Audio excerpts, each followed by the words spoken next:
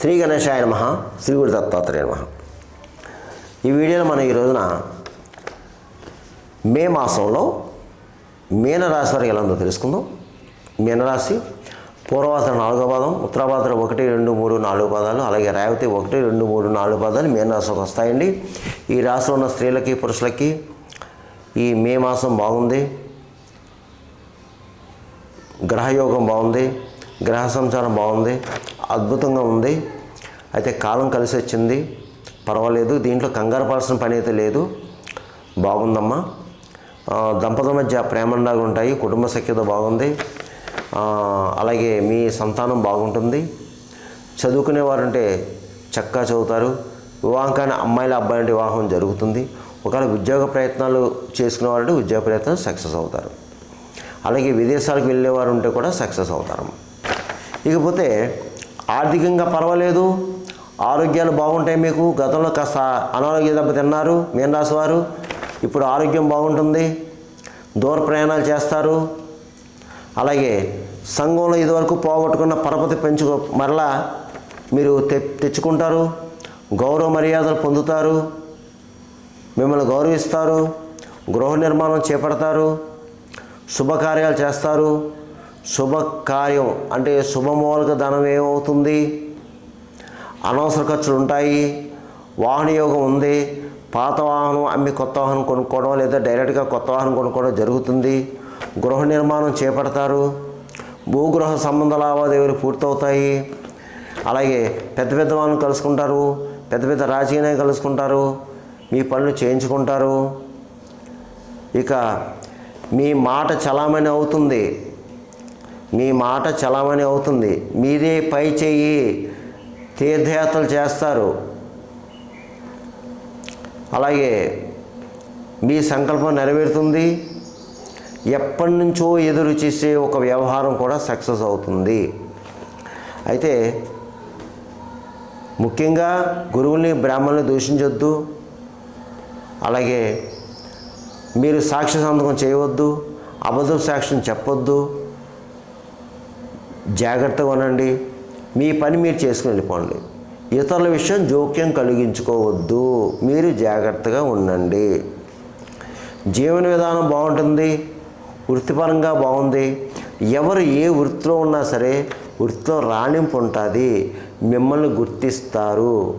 మీరు ఒక స్థాయి అంటే ఒక మెట్టు ఎక్కుతారు పైకి. బాగుందండి. ఎలాగన్నా సరే మీనరాశి వారికి మే మాసం బాగుంది. మీదే పై చెయ్యి. అనుకున్న పనులు పూర్తవుతాయి. అన్ని పనులు పూర్తవుతాయి. కానీ కష్టపడాలి.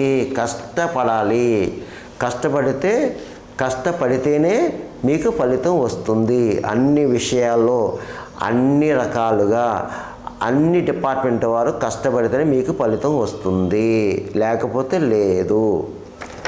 మీరు ఇప్పుడు న్యాయబద్ధంగా ఉండాలి, ధర్మబద్ధంగా ఉండాలి, చాలా జాగ్రత్తగా ఉండాలి. ఎందుకంటే ఏలినాడ్స్ అని సెకండ్ ఫేజ్లో ఉన్నారు. మీరు చాలా జాగ్రత్తగా ఉండాలి. ఇకపోతే రియల్ ఎస్టేట్ వర్క్ బాగుంది, స్పెక్యులేషన్ లాభిస్తుంది. మోటార్ ఫీల్డ్ వర్క్ బాగుంది, ప్రైవేట్ కాంట్రాక్ట్స్ కూడా బాగుంది. కొత్త కాంట్రాక్ట్స్ వస్తాయి. షేర్ మార్కెట్ వారికి బాగుంది. ఇక అన్ని రకాల వ్యాపారస్తులకి బాగుంది. సొంతంగా వ్యాపారం పెట్టుకోవచ్చు. జాయింట్ వ్యాపారస్తులకి బాగుంది. మంచి లాభాలు వస్తాయండి. అలాగే ప్రభుత్వ పరంగా ప్రైవేట్ పరంగా ఉన్న ఉద్యోగస్తులకు బాగుంది. చక్కగాని ప్రమోషన్స్తో కొన్ని బదిలీలు వస్తాయి. పై అధికారులు ప్రశంసలు పొందుతారు. మీరు స్థల మార్పు కనిపిస్తుంది. అలాగే విదేశాలకు వెళ్ళేవారు ప్రయత్నం చేసుకోండి. చదువు రీత్యా, వ్యాపార రీత్యా, ఉద్యోగరీత్యా వెళ్ళేవారు ఉంటే ప్రయత్నం చేసుకుని సక్సెస్ అవుతారు. ఇకపోతే సినిమా టీవీ రంగం వారికి బాగుంది. అన్ని రకాల డిపార్ట్మెంట్ వరకు బాగుంది. మంచి సువర్ణ అవకాశాలు వస్తాయి. అలాగే రాజకీయ నాయకులకి బాగుందండి. గతంలో చాలా బాధపడ్డారు రాజకీయ నాయకులు. కొంతమందికి అయితే పదవులు పోయాయి, మరలా ఆ పదవులు తిరిగి పొందుతారు. మరి మీకు వస్తుంది. అలాగే ఆరోగ్య విషయంలో జాగ్రత్తగా ఉండండి రాజకీయ నాయకులు. ప్రయాణ విషయంలో జాగ్రత్తగా ఉండండి. మీకు శత్రువులు ఉంటారు, శత్రువుల విషయంలో జాగ్రత్త. మిగతా అన్ని విషయాలు బాగున్నాయండి. ఇక వివాహం అయ్యే అమ్మాయిల అబ్బాయిలు కూడా ప్రయత్నం చేసుకోండి. వివాహ ప్రయత్నాలు సాగుతాయి. ఈ యొక్క రాశి ఫలాలు గోచార ఫలితాలు కేవలం మీకు 40% మాత్రం పనిచేస్తుంది. మిగతా 60% పని చేయదు.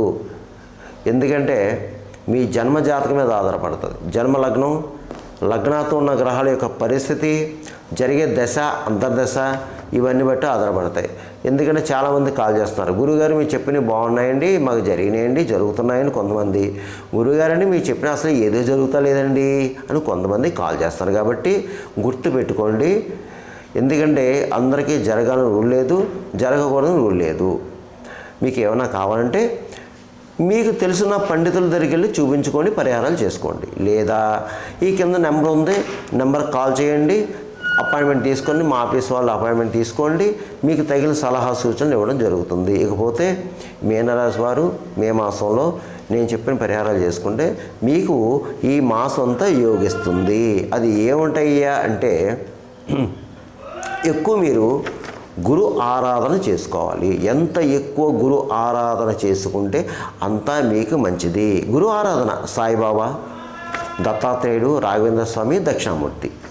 ప్రతిరోజు లేదా గురువారం సాయిబాబా, దత్తాత్రేయ దేవాలయం దర్శించుకోవడం.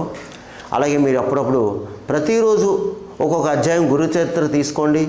గురు చరిత్ర కానీ సాయిబాబా చరిత్ర కానీ ఒక్కొక్క అధ్యాయం చదవడం, పారాయణం చేయొద్దు.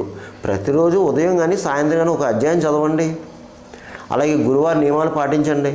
అలాగే ఒక గురువారం రోజున పసుపు రంగు గల వస్త్రంలో శనగలు, కిలోంపావు శనగలు మూట కట్టి ఒక 1/2 డజన్ అరటిపళ్ళు అయ్యగారికి దానం చేయండి. ఈ యొక్క గోతనామాలతో సంకల్పం చెప్పి సరిపోతుంది. అలాగే గురువారం అరటిపళ్ళు ఉన్న భక్తులకి, దేవాలయంలో ఉన్న భక్తులకి, బయట పేదలకి పంచండి. అలాగే గురు స్తోత్రాలు చదువుకోండి. లేదంటే శ్రీ గురుదత్త, జయ గురుదత్త అనుకోండి. అలాగే వీలైతే ఒకసారి అవకాశం ఉన్నవారు షిరిడి వెళ్ళడానికి ప్రయత్నం చేయండి. షిరిడి అలాగే పక్కనే ఉన్న శని సింగనాపూర్ అంటే శని భగవానుడి దేవాలయం, ఆ రెండు చూసుకోండి. అయ్యా వెళ్ళలేమండి అంటే మీ ఊళ్ళోనే చూసుకోండి, మీ దగ్గరలోనే గుళ్ళో చూసుకోండి. కానీ శనికి మాత్రం శనివారం తైలాభిషేకం చేయించుకోండి శని భగవానుడికి. అలాగే శని భగవాన్ యొక్క స్వయంభూ క్షేత్రం కూడా వెళ్ళడానికి ప్రయత్నం చేయండి. శని భగవాన్ యొక్క స్వయంభూ క్షేత్రం ఒక శనివారం వెళ్ళి అక్కడ శనికి తైలాభిషేకం చేయించుకోండి. అలాగే ముఖ్యంగా ఈ యొక్క మీనరాశిలో ఉన్నటువంటి వారు పితృదేవతలు ఉన్నవారు, పితృదోషం ఉన్నవాళ్ళు, పితృశాపం ఉన్నవాళ్ళు పితృకార్యాలు చేయించుకోండి దయచేసి. ఎందుకంటే మనం ఎన్ని పూజలు పునస్కారాలు చేసినా పితృకార్యాలు చెయ్యకపోతే, పితృదోషం ఉంటే మనకి పనులు ముందుకు జరగవు. అది చేసుకోండి. ఇకపోతే మీరు ప్రతిరోజు కూడా హనుమాన్ చాలీసా చదువుకోవటం, లేదంటే వినడం చేయాలి. హనుమాన్ దండకం చదువుకోవాలి లేకపోతే వినాలి. అలాగే సుందరకాండ 48 సర్గ చదవాలి లేదా వినాలి. ఎంత ఎక్కువ మీరు ఈ మాసం అంతా రామనామ జపం జపిస్తే అంతా మంచిది. ఏం లేదు, శ్రీరామ శ్రీరామ శ్రీరామ, లేకపోతే శ్రీరామ జయం, లేదా శ్రీరామ జయరామ జయ జయరామ, మీకు మంచిది అంతే. ఇకపోతే ఒకసారి నదీ క్షేత్రం వెళ్ళి స్నానం చేయండి. ఎప్పుడైనా సరే మీకు అవకాశం ఉన్నప్పుడు ఏదైనా పుణ్యక్షేత్రం వెళ్ళి ఆ పుణ్యనదిలో చక్కగా స్నానం చేసి అక్కడున్న దేవాలయం వెళ్ళి దర్శనం, పూజ చేయించుకోండి. అలాగే వీలైతే ఒకసారి మీ ఇంట్లో కానీ దేవాలయంలో కానీ సత్యనారాయణ స్వామి వ్రతం చేయించుకోండి. మీకు వీలైన రోజు ఎప్పుడు వీలైతే అప్పుడు అయ్యగారిని సంప్రదించి, అక్కడ మీకు దగ్గరలో దేవాలయంలో అయ్యగారిని సంప్రదించి దేవాలయంలో కానీ ఇంట్లో కానీ చక్కగా సత్యనారాయణ స్వామి వ్రతం చేయించుకోండి. మీ పనులు ముందుకు వెళతాయి. దయచేసి ఈ మీనరాశి వారు బాధపడవద్దు, కంగారు పడవద్దు, భయపడవద్దు, దేనికి ఒగ్గొద్దు, ధైర్యంగా ఉండండి. పనులు ముందుకు వెళ్తాయి, మీరు సక్సెస్ అవుతారు. సర్వేజన సుఖనో భవంతు, శుభభవతు, స్వస్తి.